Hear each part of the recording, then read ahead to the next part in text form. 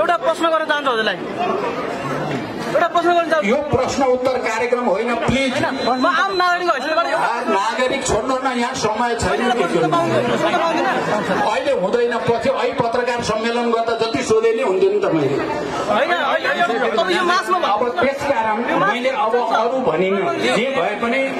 गणतन्त्रको तुलना निरङ्कुश तन्त्रसँग हुनै सक्दैन यो कुरा विश्व इतिहासले देखाएको कुरा हो यो कुरामा हामी सबै प्रष्ट हुन जरुरी छ अन्तिममा यो विद्यालयलाई हीरक जयन्तीको समारोहसम्म ल्याइ पुर्याउने तमाम अभिभावक यसमा पहिलेदेखि काम गर्ने शिक्षक कर्मचारी विद्यार्थी पूर्व विद्यार्थी सबैलाई हार्दिक बधाई भन्दै म आफ्नो भनाइ टुङ्ग्याउन चाहन्छु धन्यवाद अभिवादन यहाँ हजुरले पछि देख्न सक्नुहुनेछ उहाँलाई कार्यकर्ताहरूले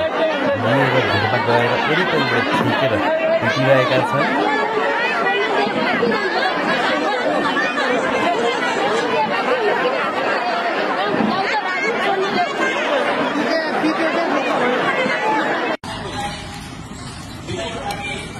यहाँ उनलाई प्रहरीले लिएर समातेर लिएर गइसके अनि उनको समर्थनमा नेपाली जनताहरू पछि पछि गएर विरोध जनाउँदै यसरी माओवादी जनतालाई दुःख दिन्छ भने के भन्ने सबै समक्ष यो भिडियो सेयर गरेर जनतालाई उजागर गरिदिनु। पुरानो टिभी